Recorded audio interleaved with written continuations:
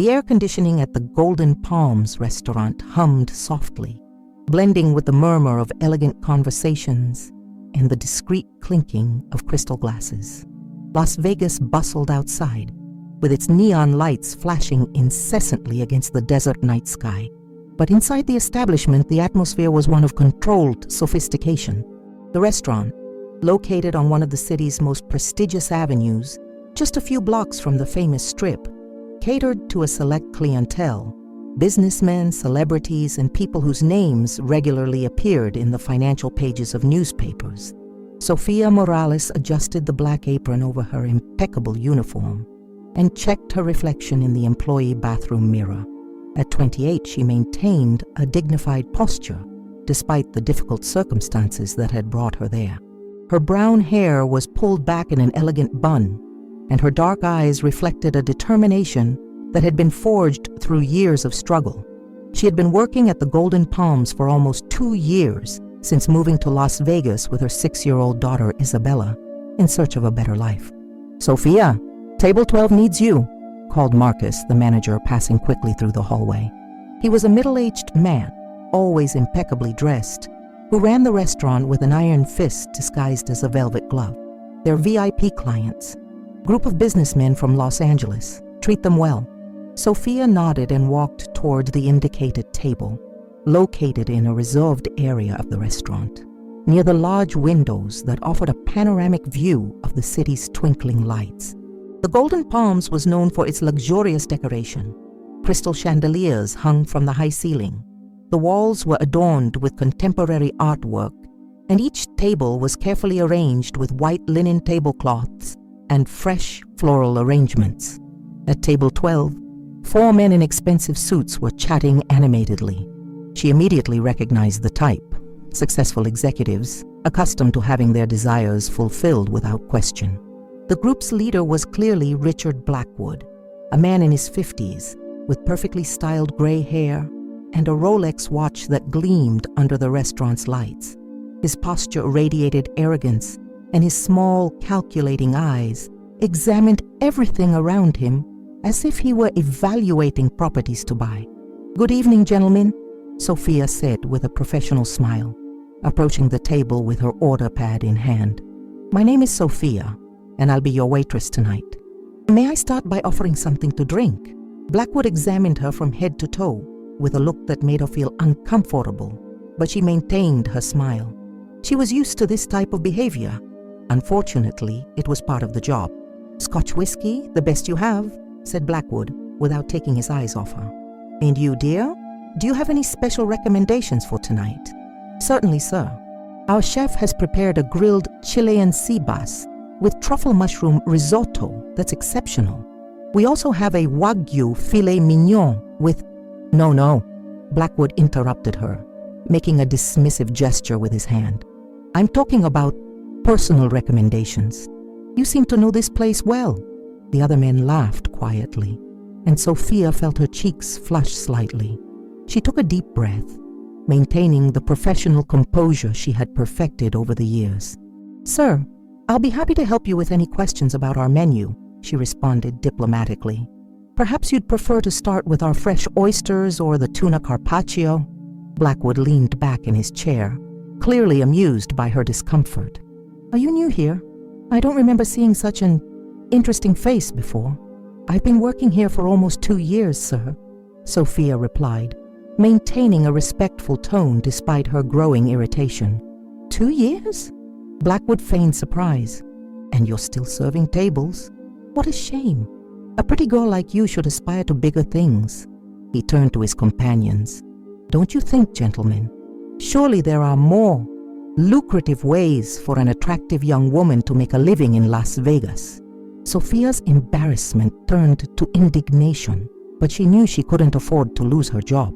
Isabella depended on her, and well-paying jobs were scarce for someone without a college degree. She gripped her order pad tighter. "May I take your orders, please?" she asked, trying to redirect the conversation. Of course," Blackwood said, still smiling unpleasantly. "But first tell me, do you have children? A young woman working late. It must be difficult to support a family." Sophia hesitated. She didn't like discussing her personal life with clients, but she knew that sometimes an honest answer could generate sympathy and better tips. "I have a daughter," she admitted. "She's my priority." "Ah, single mother," Blackwood nodded with false understanding. "That explains a lot. It must be desperate sometimes, isn't it? Trying to pay the bills, give the child a decent life." Sophia felt a stab of anger, but forced herself to remain calm. "Sir, if we could focus on dinner." "I'm just being friendly," Blackwood interrupted her again. "You see, I'm a successful businessman. I'm always looking for investment opportunities. And you, my dear, seem to be exactly the type of investment that could yield good returns." The other men laughed louder now, and Sophia noticed that other tables were beginning to pay attention to the conversation. Her face burned with shame and anger. "Sir, please keep your comments focused on the menu," she said, her voice trembling slightly despite her efforts to maintain control. Blackwood leaned forward, lowering his voice to a conspiratorial tone. "Listen, dear, I'll be direct with you. I have a suite at the Bellagio. How about you finish your shift here and come keep me company? I can guarantee you'll earn more in one night than you make here in a month." The silence that followed was deafening. Sophia felt as if the floor had disappeared beneath her feet. She looked around and noticed that several people at nearby tables were watching, some with expressions of shock, others with morbid curiosity. I don't," she stammered, completely mortified. "Oh, come on," Blackwood continued, now speaking loud enough for other customers to hear clearly. "Don't play hard to get. A waitress with a daughter to support? You must be desperate. I'm offering a golden opportunity here." Sophia felt tears sting her eyes, but refused to let them fall. She had been through many hardships in life, but had never been publicly humiliated this way. The entire restaurant seemed to be watching now, and she could hear whispers and muffled giggles coming from other tables. "Sir, I'll call my manager," she said, her voice barely above a whisper. "Ah, don't be like that," Blackwood laughed. "I'm just trying to help. A woman in your position can't afford to be too proud." It was at that moment that Sophia noticed an imposing presence approaching the table. A tall man, wearing a perfectly tailored dark suit, walked toward them with measured and deliberate steps. There was something in his posture that radiated authority and power, making the conversations around them instinctively lower in volume. Vincent Romano was 35 years old and possessed the type of presence that made people turn when he entered a room. His dark hair was impeccably styled, and his blue-gray eyes had an intensity that could be both mesmerizing and intimidating. He was known in Las Vegas business circles as a successful investor, but there were whispered rumors about the true sources of his wealth and influence. Vincent had been dining alone at a discreet table in the corner of the restaurant, watching the scene unfold with growing irritation. He knew men like Blackwood, predators who used their wealth and position to humiliate and exploit vulnerable people. Normally, he wouldn't get involved in situations like this, but there was something about the dignity with which the waitress tried to maintain her composure that touched him in an unexpected way. "Good evening," Vincent said, stopping beside the table. His voice was low and controlled, but there was a quality to it that made Blackwood stop talking immediately. "I hope I'm not interrupting anything important." Blackwood looked up, clearly irritated by the interruption. "Excuse me, but this is a private conversation. If you could—" "Actually," Vincent interrupted him softly, "I believe the entire restaurant section could hear your private conversation." He turned to Sophia, who was standing there, still trembling with humiliation. "Miss, are you all right?" Sophia looked at him, surprised by the unexpected intervention. There was something comforting about his presence, a sense of security she couldn't explain. Yes, sir, thank you," she murmured. Vincent nodded and then turned to Blackwood, who now seemed less confident. "Mr. Blackwood, isn't it? I recognize you from the business pages. Impressive how some men believe money gives them the right to treat other human beings like commodities. Listen here." Blackwood began to stand up, his face turning red. "I don't know who you think you are, but—" "Vincent Romano," he introduced himself calmly, extending his hand in a gesture that seemed courteous, but which Blackwood hesitated to accept. "And you're right, Mr. Blackwood. You don't know who I am. There was something in Vincent's tone that made Blackwood pause. The Romano name was known in certain Las Vegas circles, whispered with a mixture of respect and caution. Blackwood looked at Vincent with new eyes, noticing details he had missed before. The impeccable cut of the suit, the discreet but obviously expensive watch, and most importantly, the way other restaurant patrons had stopped eating to observe the interaction. "Now," Vincent continued, his voice maintaining the same calm tone, "I believe you owe the young lady an apology, and then perhaps it would be best if you and your associates finished your meal at another establishment." "You can't throw us out of here," one of the other men protested, finally finding courage to speak. Vincent smiled, but there was no warmth in the gesture. "I don't need to throw you out, but I can guarantee that your experience here will become uncomfortable if you choose to stay." Blackwood looked around the restaurant and realized he had become the center of attention in a very different way than he had intended. Other customers were watching them with obvious disapproval, and he could see Marcus, the manager, approaching quickly with a worried expression. "This is ridiculous," Blackwood muttered, but his earlier bravado had completely disappeared. He threw some dollars on the table and stood up. "Let's go. This place clearly doesn't know how to treat respectable customers." As Blackwood and his companions headed for the exit, Vincent turned to Sophia, who was still standing there, processing what had just happened. "I'm sorry you had to go through that," he said gently. "No one deserves to be treated that way." Sophia looked at him, feeling a mixture of gratitude and confusion. "Thank you, Mr. Romano. You didn't have to. Thank you for intervening." "Of course I had to," Vincent replied. "And please, call me Vincent." Marcus arrived at their table, clearly agitated. "Mr. Romano, I'm sorry about the disturbance. If there's anything we can do..." "It's all right, Marcus," Vincent said, without taking his eyes off Sophia. "But I suggest you be more selective with your VIP clients in the future. Money shouldn't buy the right to humiliate your employees." "Absolutely, sir. This won't happen again," Marcus assured, casting a worried glance at Sophia. Vincent turned to Sophia again. "Are you sure you're okay? I can have someone take you home if you need some time." Sophia shook her head, trying to regain her professional composure. "No, I'm fine. I need to finish my shift. Thank you again, sir." "Vincent." He studied her for a moment as if he wanted to say something more, but then just nodded. "If you need anything, I'll be at table 15. As Vincent walked away, Sophia stood there for a moment, still processing the night's events. She had been humiliated in the worst possible way, but had also been defended by a complete stranger. There was something about Vincent Romano that intrigued her, a combination of power and gentleness she had never encountered before.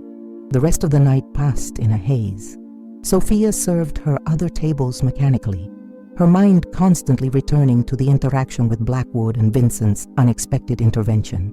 She could feel the curious looks from other employees and customers, and knew the story would spread quickly through the restaurant. When it was finally time to close, Sophia was emotionally and physically exhausted. She collected her things from the employee locker and headed for the back exit, where she always waited for the bus that took her home. The desert night air was cool against her skin, a welcome change after the hours spent in the restaurant's air-conditioned environment. "Sophia." She turned and saw Vincent approaching. He had changed from the formal suit to a casual shirt and dark pants, but still maintained that imposing presence she had noticed earlier. "Vincent," she said, surprised. "I thought you had already left." "I wanted to make sure you got home safely," he said simply. "Can I offer you a ride?" Sophia hesitated. Her mother had always taught her to be cautious with strangers, no matter how kind they seemed. But there was something about Vincent that made her feel safe, and after the night she'd had, the idea of not having to wait for the night bus was tempting. "I usually take the bus," she said, still hesitant.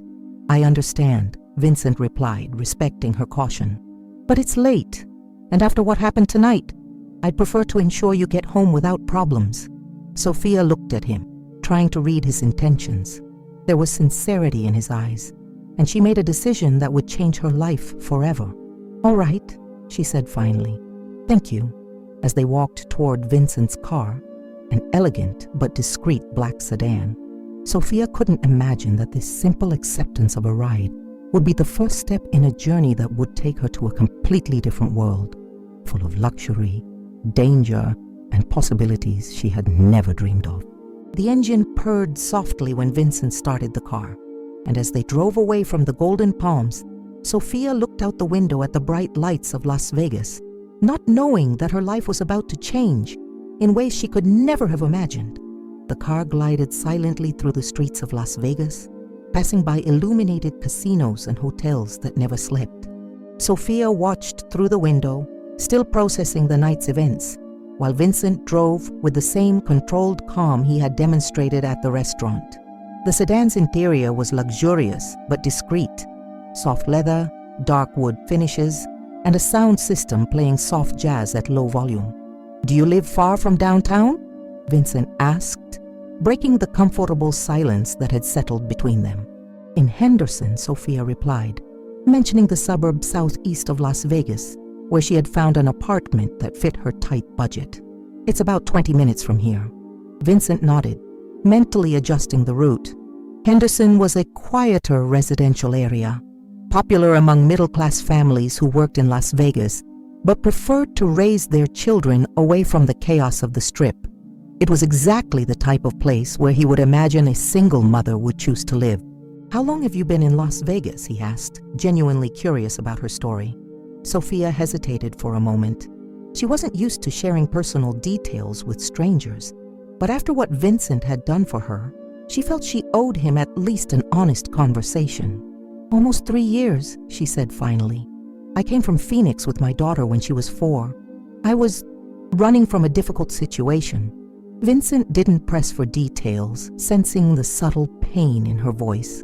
He had learned to read people over the years and could see that Sophia was someone who had faced significant adversities in her young life. "And you? Are you from Las Vegas?" Sophia asked, trying to shift the focus from her own story. "Born here," Vincent replied. "My family has been in the city for generations. My grandfather arrived here in the 1940s, when Las Vegas was still practically a ghost town in the middle of the desert." There was more to the Romano family story than Vincent was sharing, but Sophia didn't need to know that yet. Salvatore Romano, his grandfather, had been one of the first entrepreneurs to recognize Las Vegas's potential when the city began transforming into a gaming destination. What he didn't mention was that the family's businesses had always operated on the thin line between legal and questionable, a tradition Vincent had inherited along with the family fortune. "It must be interesting to have seen the city grow so much," Sophia commented, watching the bright lights passing by the window. "It's a city of transformations," Vincent agreed. "People come here looking for a second chance, a new life. Sometimes they find it, sometimes they don't." They entered Henderson, and the neon lights gave way to quieter residential streets, lined with modest houses and apartment complexes. Sophia directed Vincent through the familiar streets until they reached her housing complex, a set of 2-story buildings, well-maintained, but clearly intended for middle to lower income families. "It's here," Sophia said, pointing to one of the buildings. "Apartment 2B." Vincent parked the car and turned off the engine. For a moment they sat in silence, both seeming reluctant to end the conversation. "Vincent," Sophia said finally, turning to face him, "thank you again for what you did tonight. I don't know what would have happened if you hadn't intervened." "You would have handled the situation," Vincent replied with conviction. "I saw the strength in you, Sophia. You didn't let them break you, even when they tried." Sophia felt warmth spread through her chest at his words. It had been a long time since someone had recognized her strength instead of just seeing her vulnerabilities. "Still, thank you," she insisted. "And I'm sorry if it caused any problems for you. That man, Blackwood, seemed to know your name." Vincent smiled, but there was a shadow in his eyes. "Richard Blackwood is the type of man who does business through intimidation and exploitation. He won't cause problems for me." There was a certainty in his voice that made Sophia wonder exactly what kind of influence Vincent Romano possessed in Las Vegas. She had noticed how the restaurant manager had reacted to his name, and the way Blackwood had backed down when Vincent identified himself. "Can I ask you a question?" Sophia said hesitantly. "Of course." "What do you do? Professionally, I mean." Vincent considered his answer carefully. Real estate investments mainly. My family owns several properties in the city. I also have stakes in some local businesses. It was a true answer, but incomplete. Vincent's investments included casinos, restaurants, construction companies, and a complex network of businesses that generated influence as much as money. But Sophia didn't need to know about the complexities of his business empire yet. "It must be interesting work," Sophia commented. "It has its moments," Vincent replied with a genuine smile. "And you? Did you always want to work in restaurants?" Sophia laughed, but there was a note of sadness in the sound. "Not exactly. I was studying to be a teacher before my life took a different turn. I've worked in various places since I got here. The Golden Palms pays better than most." Vincent could hear the unrealized dreams in her voice and felt a pang of something he couldn't completely identify. There was something about Sophia that intrigued him. Her dignity in the face of adversity, her determination to protect her daughter, the way she hadn't lost her kindness despite the hardships she had clearly faced. "It's never too late to go back to school," he said gently. "With a 6-year-old daughter and bills to pay." Sophia shook her head. "Maybe someday, when Isabella is older." "Isabella," Vincent repeated the name. "Beautiful name." Sophia's face lit up when she spoke about her daughter. "She's my life. Everything I do is for her. I want her to have the opportunities I didn't have." Vincent observed the transformation in Sophia when she mentioned her daughter. The fatigue and stress of the night disappeared, replaced by a fierce and protective love that radiated from her like heat. "She's lucky to have a mother like you," he said sincerely. Sophia blushed slightly. "Thank you. Sometimes I don't feel like a good mother. I work so much, come home late." "You're doing what you need to do to take care of her," Vincent interrupted. "That makes you an excellent mother." They sat in silence for a few more moments, each lost in their own thoughts. Sophia wondered why this man, clearly successful and powerful, had bothered to help her. Vincent, in turn, was trying to understand why he felt so attracted to this woman he had met just a few hours ago. "I should go in," Sophia said finally, though she seemed reluctant to do so. "Isabella is with my neighbor, and it's late." "Of course," Vincent replied, getting out of the car to open the door for her. Sophia was surprised by the courtesy. It had been a long time since a man had shown this kind of consideration for her.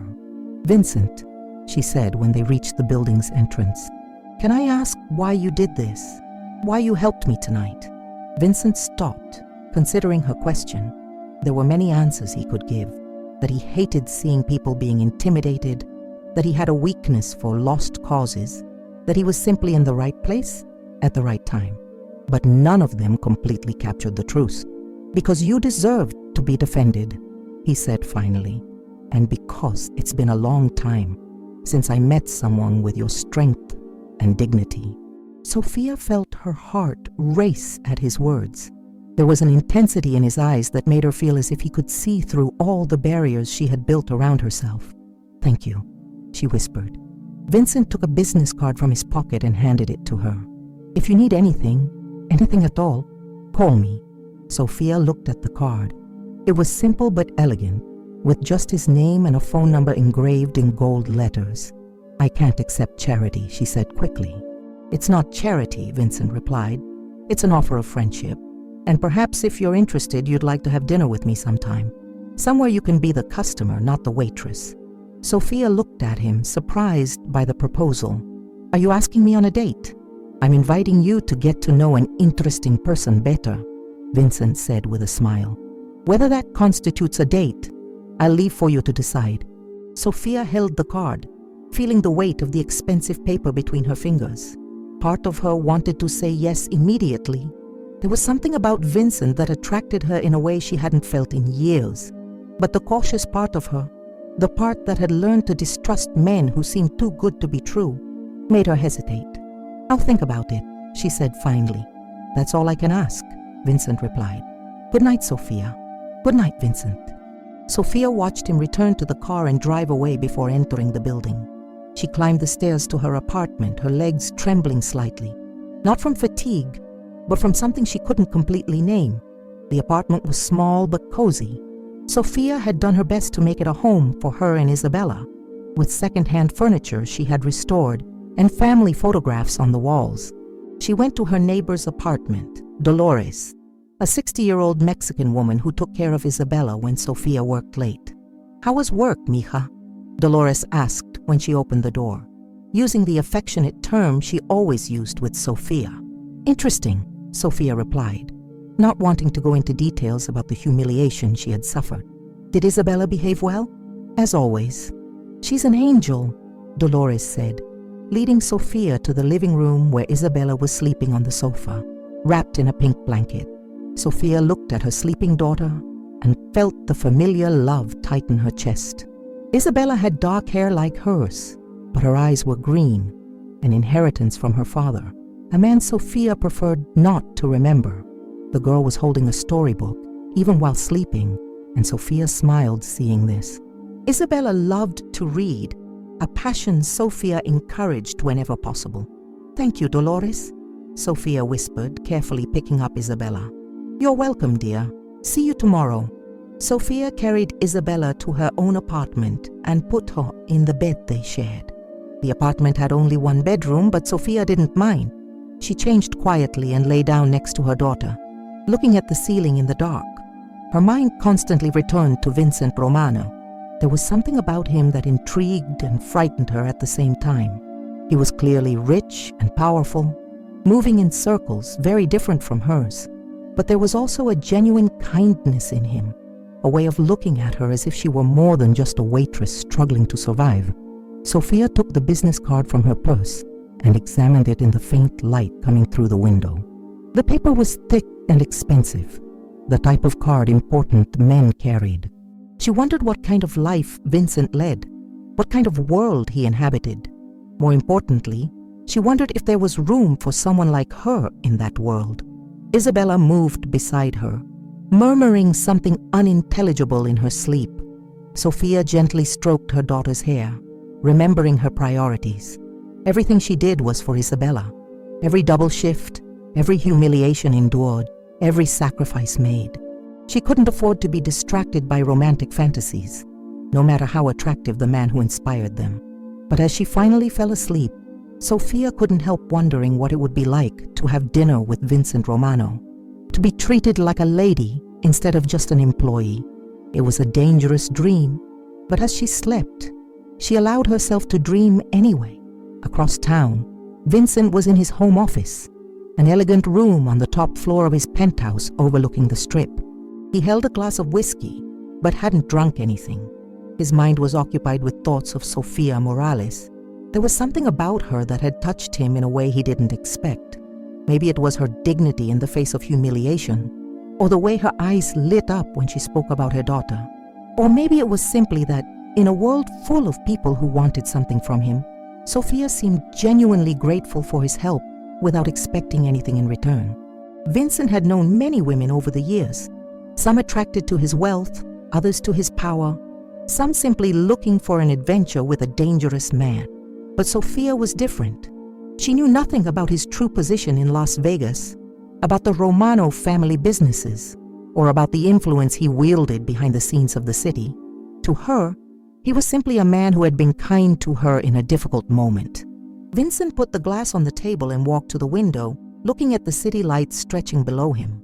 Las Vegas was his city, his kingdom, but sometimes he felt isolated at the top of his empire. There were few he could trust completely, few who saw him as something more than Vincent Romano, the heir to a powerful dynasty. But tonight, for a few hours, he had been just a man offering help to a woman who needed it, and there was something liberating about that.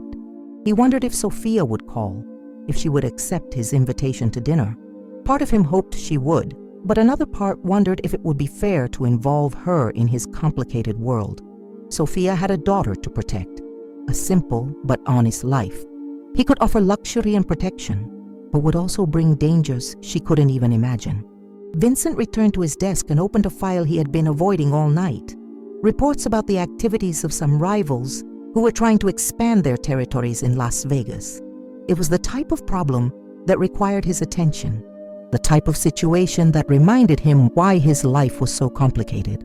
But even as he read the reports, his mind kept returning to Sophia, to the way she had held her composure even when being humiliated, to the fierce love in her voice when she spoke about her daughter, to the vulnerability she tried to hide behind her strength. Vincent Romano was a man accustomed to getting what he wanted, but for the first time in a long time, he wanted something he couldn't simply buy or take. He wanted Sophia Morales' trust, and he knew that would be something he would have to earn. The night wore on, and both Sophia and Vincent remained awake, each lost in thoughts about the other, not knowing that their lives had already begun to intertwine in ways that would change both of them forever. 3 days had passed since the night at the Golden Palms, and Sophia couldn't get Vincent Romano out of her mind. The business card was kept in her wallet, and she had looked at it dozens of times, always hesitating before dialing the number.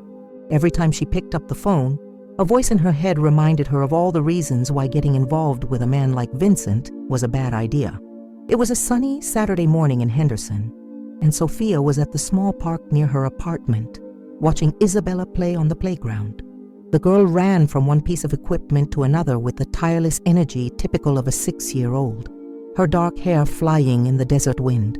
Sophia sat on a bench in the shade, trying to relax on her day off, but her mind kept returning to the conversation in the car with Vincent. "Mommy, look!" Isabella shouted from the top of the slide, waving enthusiastically. "I'm watching, mi amor," Sophia replied, forcing a smile and waving back. "Be careful." Isabella went down the slide with a joyful scream and ran toward the swings. Sophia watched her, feeling the familiar mixture of love and worry that always accompanied her when she thought about her daughter's future. She wanted to give Isabella everything: a good education, opportunities, stability. But with her waitress salary, even at the Golden Palms, it was a constant struggle just to pay the basic bills. Her phone rang, interrupting her thoughts. It was Marcus from the restaurant. "Sophia, I'm sorry to bother you on your day off, but we have a situation here." Sophia felt her stomach tighten.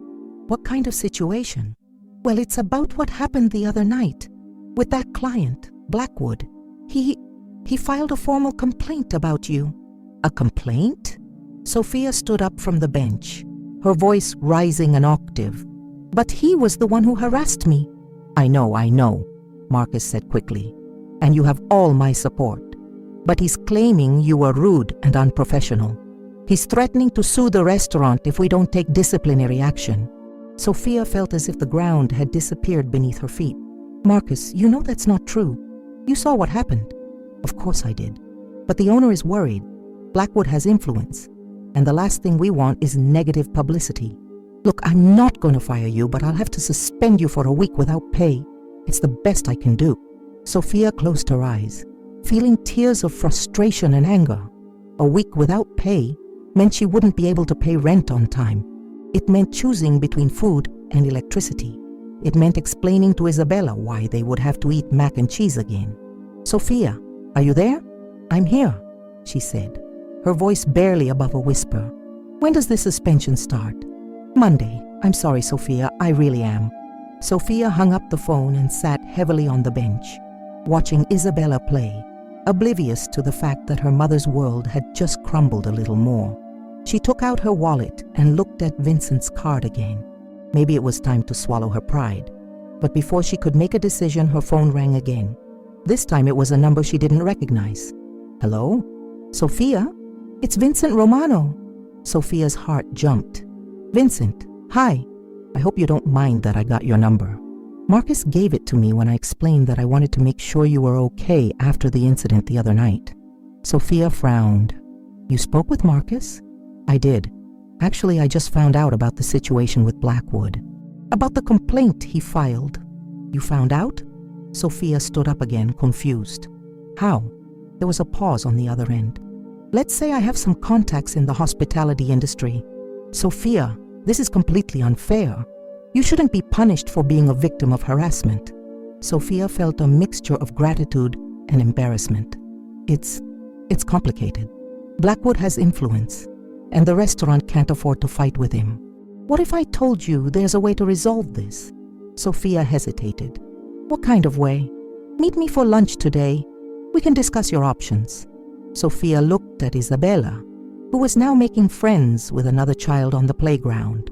She knew she should be cautious, but she also knew she was running out of options. I have my daughter with me today. Bring her, Vincent said without hesitation.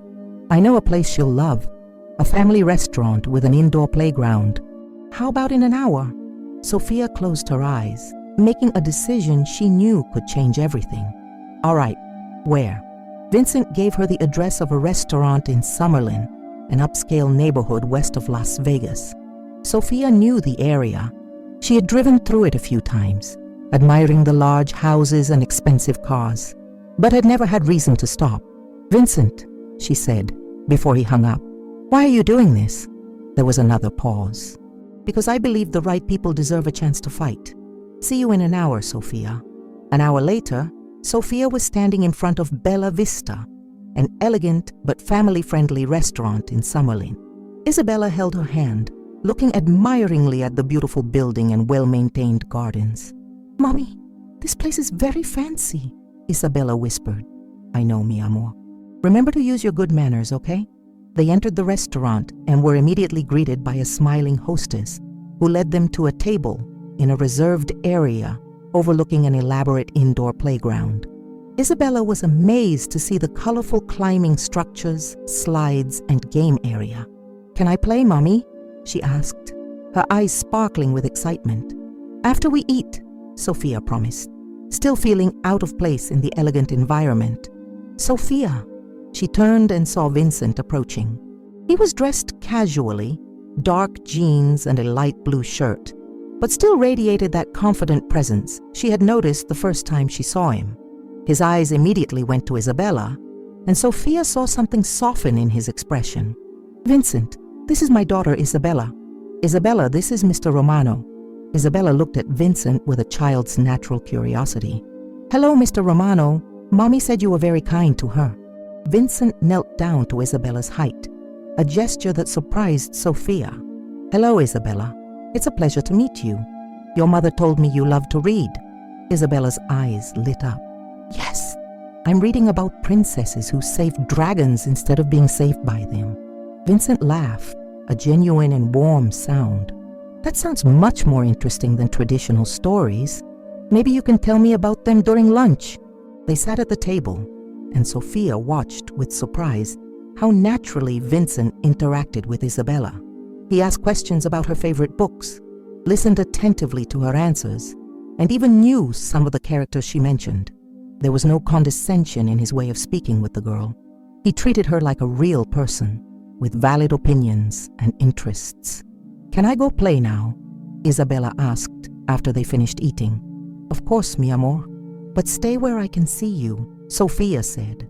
Isabella ran to the playground, and Sophia and Vincent were alone for the first time since they arrived. She's wonderful, Vincent said, watching Isabella climb one of the structures. Smart, confident. You're doing an excellent job raising her. Sophia felt warmth spread through her chest. Thank you. She's everything to me. That's obvious, Vincent said, turning his attention back to Sophia. And that's why I want to help. Vincent, about what you said on the phone, about resolving the situation at the restaurant. Vincent leaned forward, his expression becoming more serious. Sophia, Richard Blackwood is a predator. He uses his wealth and connections to intimidate people who can't defend themselves. What he did to you was unacceptable, and the fact that he's now trying to punish you for it is even worse. But what can I do? He has more money, more influence. Let me deal with Blackwood, Vincent said, his voice taking on a tone that reminded Sophia of the night at the restaurant. I can guarantee that his complaint will be withdrawn and that you'll return to work without problems. Sophia studied him carefully. How can you guarantee that? Vincent hesitated, clearly choosing his words carefully.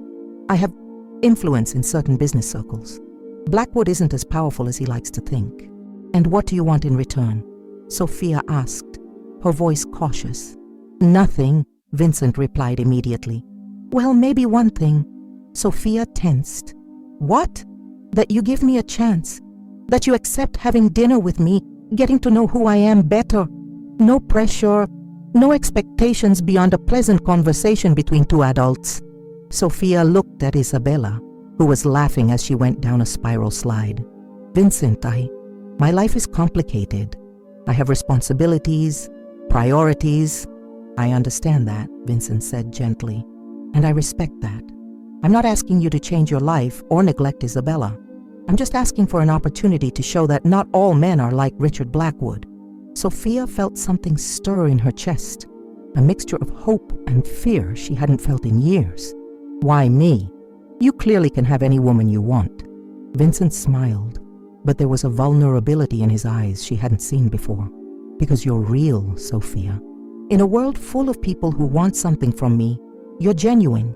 You work hard, love your daughter unconditionally, and maintain your dignity even when others try to take it from you. But that's rare. Sophia felt tears sting her eyes. It had been a long time since someone had seen her that way. Not as a single mother struggling to survive, but as a strong and valuable woman. If I say yes, she said slowly, this can't affect Isabella. She comes first, always. I wouldn't expect anything less, Vincent replied.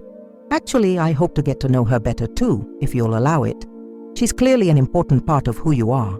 Sophia looked at him for a long moment, trying to read his intentions. There was sincerity in his eyes, but there was also something more, an intensity that made her feel as if she were on the edge of something that could change her life forever. All right, she said finally, one dinner, but somewhere public, and I drive home in my own car.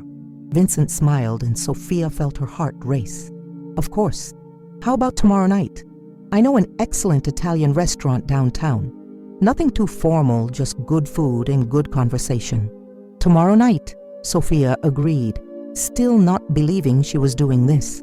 They were interrupted by Isabella running back to the table, her cheeks flushed with excitement. Mommy, did you see? I made it to the top of the tower. I saw, mi amor. You were very brave, Sophia said, pulling Isabella into a hug. Vincent watched the interaction with a soft smile. Isabella, your mother and I are going to have dinner together tomorrow night. That means you'll stay with someone special. Your mother mentioned she has a very nice neighbor.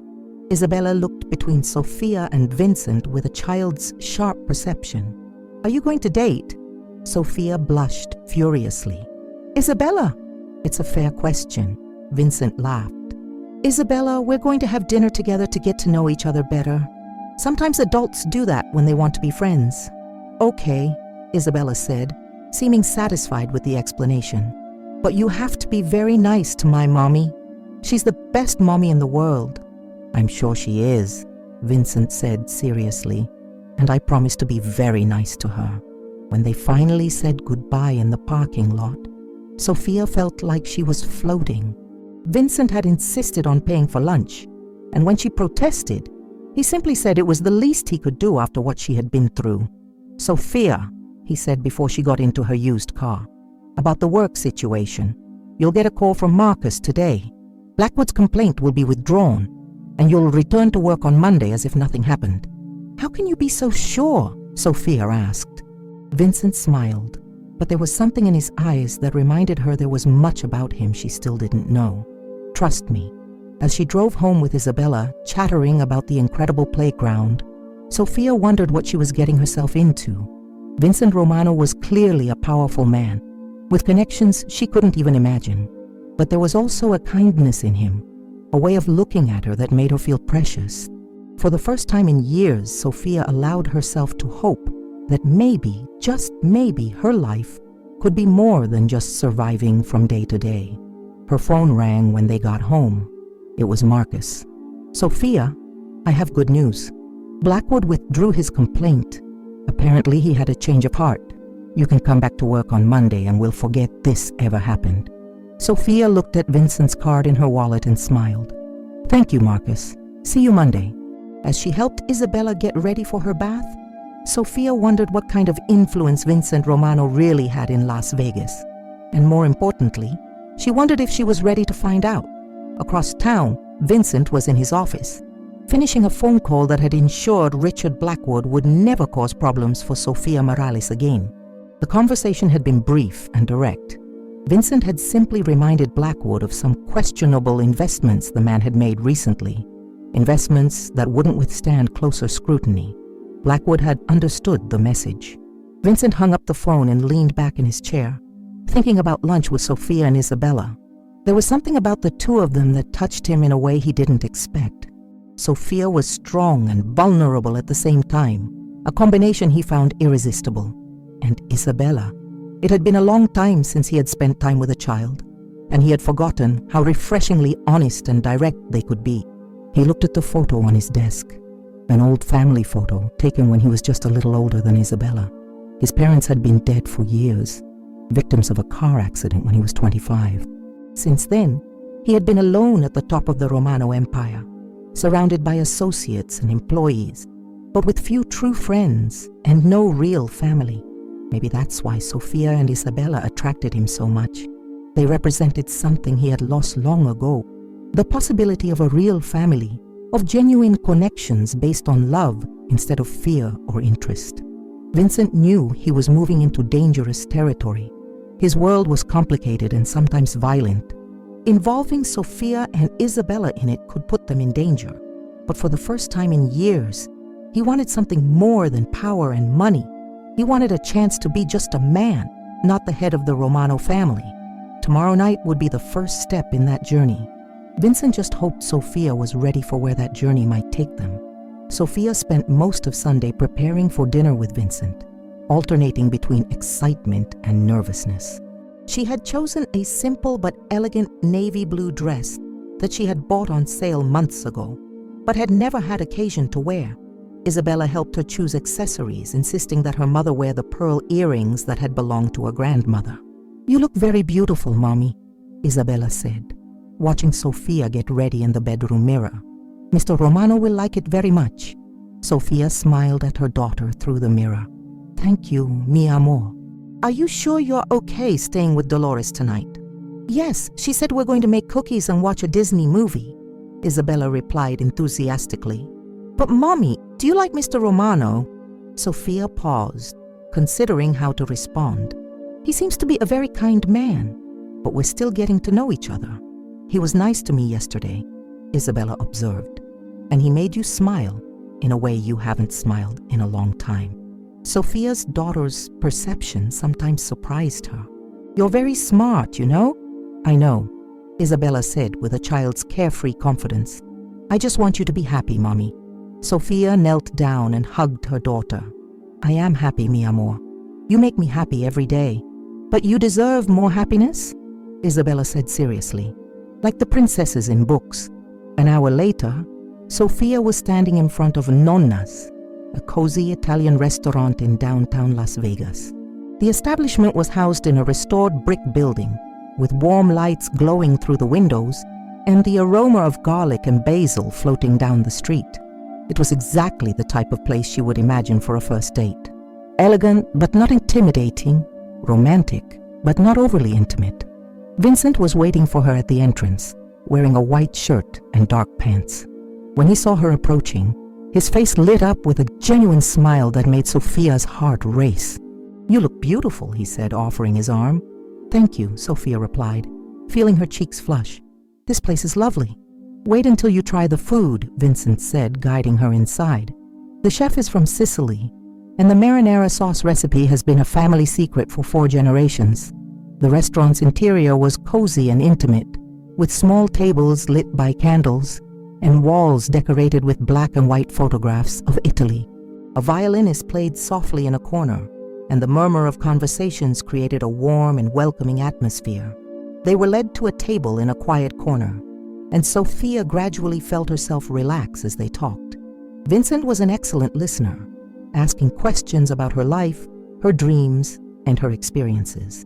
He seemed genuinely interested in getting to know her, not just impressing her. "So you wanted to be a teacher?" Vincent said after she mentioned her interrupted studies. "What subject?" "English literature," Sophia replied, her eyes lighting up. "I always loved books, stories. I wanted to share that passion with children, help them discover new worlds through reading." "You still can," Vincent said gently. "It's never too late to go back to school." Sophia laughed, but there was a note of sadness in the sound. With what money and what time? Between working and taking care of Isabella, what if I told you there are ways to make it possible? Sophia looked at him cautiously. Vincent, I said I can't accept charity. It's not charity, Vincent said quickly. It's investment. Investment in someone with potential, someone who deserves a chance. Before Sophia could respond, she noticed subtle change in the restaurant's atmosphere. Vincent had stiffened slightly, his eyes directed toward the entrance. Sophia turned and saw two men entering, both wearing expensive suits, but there was something in their posture that made her feel uncomfortable. Vincent, one of the men said, approaching the table. He was tall and thin, with gray hair and cold eyes. What a surprise to find you here. Tony, Vincent replied, his voice polite but tense. I didn't know you frequented this place. I'm always looking for new establishments to get to know, Tony said, his eyes turning to Sophia in a way that made her want to hide. Won't you introduce us to your company? Sophia could feel the tension radiating from Vincent, though he maintained a calm expression. Sophia, these are Tony Marcelli and his associate Frank. Gentlemen, this is Sophia Morales. Pleasure to meet you, Miss Morales, Tony said, extending his hand. When Sophia shook it, he held it a moment longer than necessary. You're very beautiful. Vincent always had good taste. Thank you, Sophia murmured, quickly withdrawing her hand. Well, we don't want to interrupt your romantic dinner, Tony said with a smile that didn't reach his eyes. Vincent, perhaps we can talk soon. There are some business matters we need to discuss. Sure, Vincent replied. Call my office tomorrow. Oh, I prefer more personal conversations, Tony said. But enjoy the evening. And Miss Morales, I hope to see you again soon. After the men walked away, Sophia noticed that Vincent seemed tense, his fists clenched on the table. Vincent, is everything all right? He forced a smile. Of course, just business. Sometimes it's hard to escape work, even during a pleasant dinner. Sophia studied him carefully. There was something about the interaction that made her uncomfortable, but she couldn't identify exactly what. Those men, they seemed what? Vincent asked, his voice carefully neutral. Dangerous, Sophia said finally. Vincent sighed, running his hand through his hair.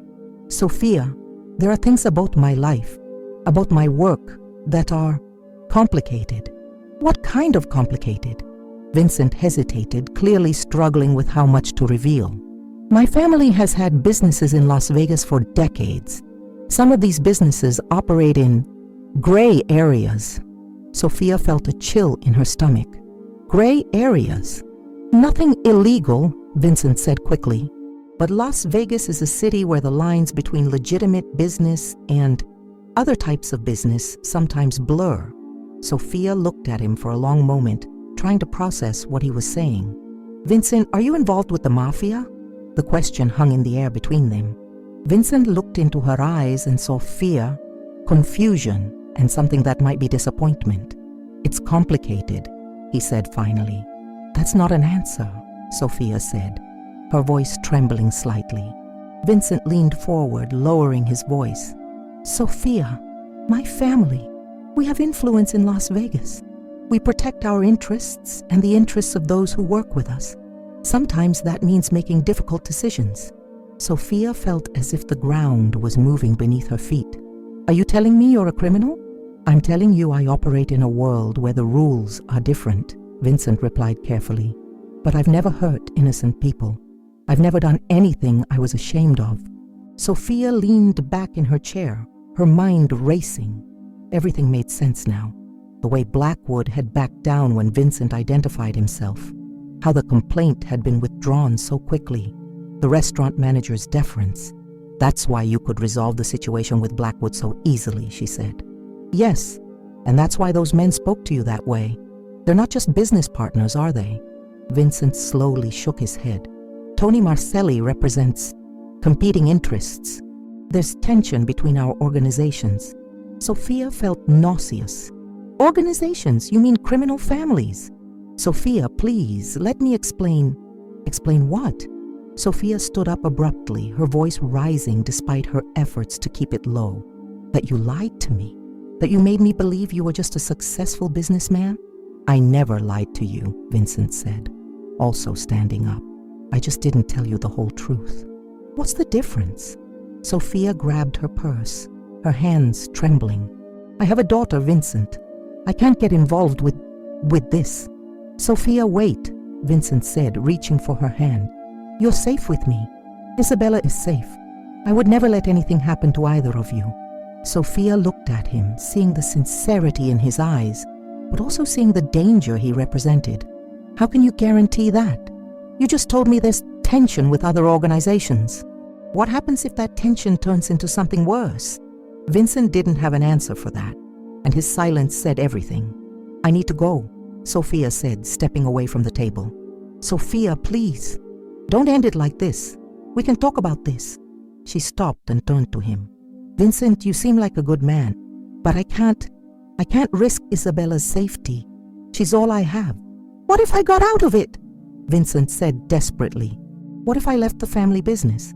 Sophia looked at him sadly. Can you really do that? Can you just walk away? Vincent hesitated, and that hesitation was answer enough. Thank you for dinner, Sophia said softly. And thank you for helping me with Blackwood. But it can't happen. Sophia left the restaurant, leaving Vincent standing alone beside the table. She walked quickly down the street, tears burning her eyes. Part of her wanted to go back, wanted to hear his explanations, wanted to believe that somehow they could make it work. But the rational part of her, the part that was a mother above all else, knew she had made the right decision. She took a taxi home, watching the lights of Las Vegas pass by the window. The city that had seemed full of possibilities a few hours ago now seemed dangerous and uncertain. When she got home, Dolores greeted her at the door with a smile that quickly turned to concern. Mija, what happened? You look like you've seen a ghost. Everything's fine, Dolores, Sophia lied. It just wasn't what I expected. Isabella was sleeping on Dolores's couch, and Sophia carefully carried her to her own apartment. As she put her daughter to bed, Isabella woke up briefly. How was dinner, Mommy? She murmured sleepily. It was educational, Sophia replied, kissing her daughter's forehead. Are you going to see Mr. Romano again? Sophia hesitated. I don't know, mi amor. Sleep now. After Isabella went back to sleep, Sophia sat in the dark living room, still wearing the blue dress she had chosen so carefully. She thought about Vincent, about the way he had looked at her when she left the restaurant. There was pain in his eyes, but also understanding. He knew she was making the right choice, even though it hurt.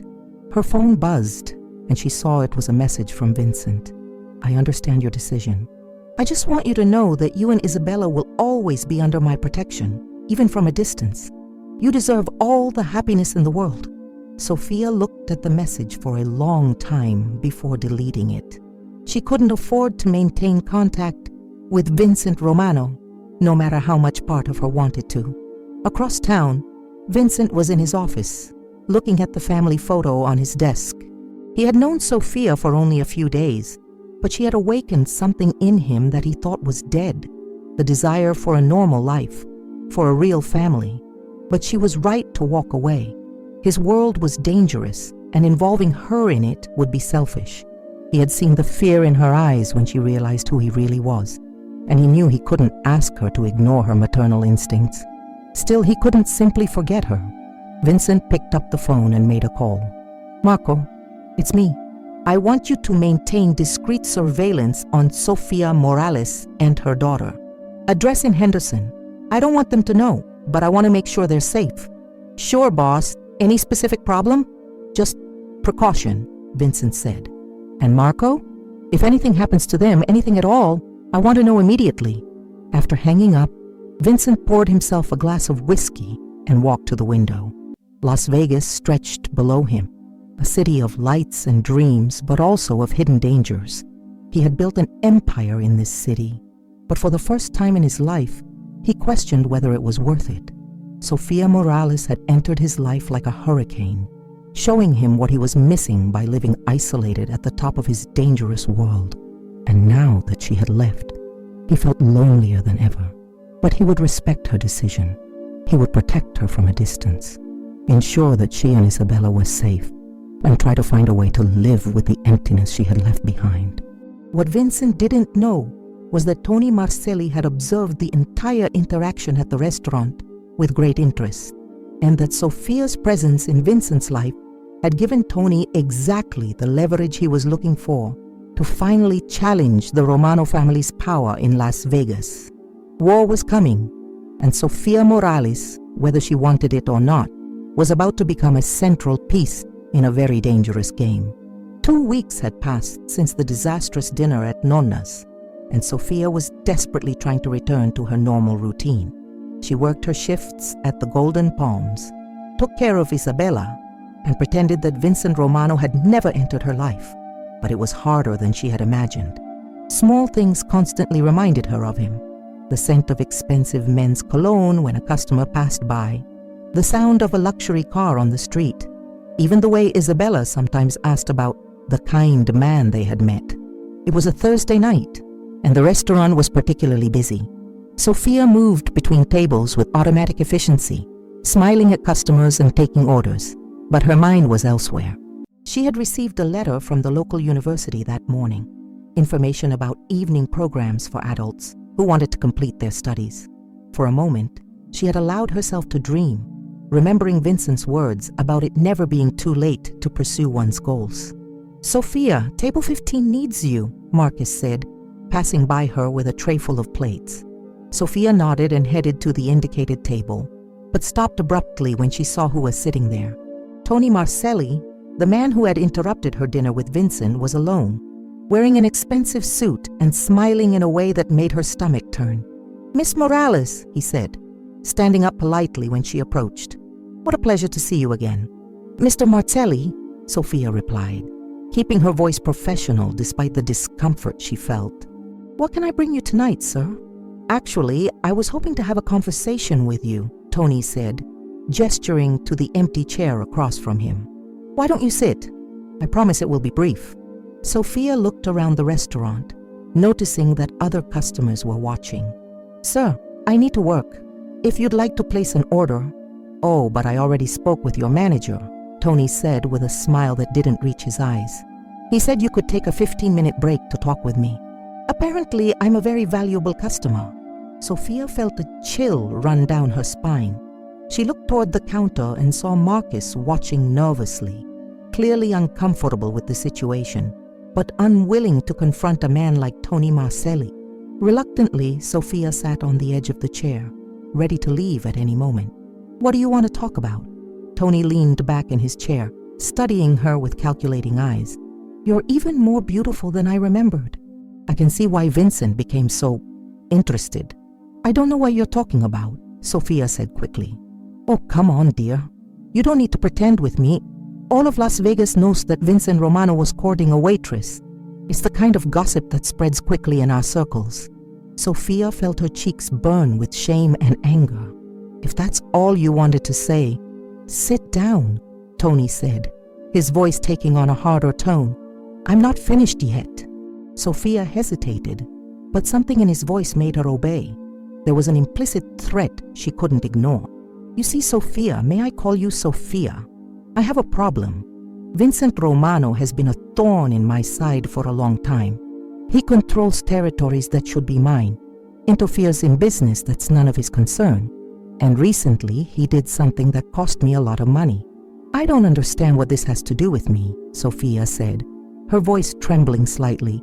"It has everything to do with you." Tony leaned forward. "Because you, my dear, are his weakness. The first real weakness Vincent Romano has ever had." Sophia shook her head. "You're mistaken. Vincent and we don't have any relationship." "Maybe not now," Tony agreed. "But he cares about you. And more importantly, he cares about your little daughter.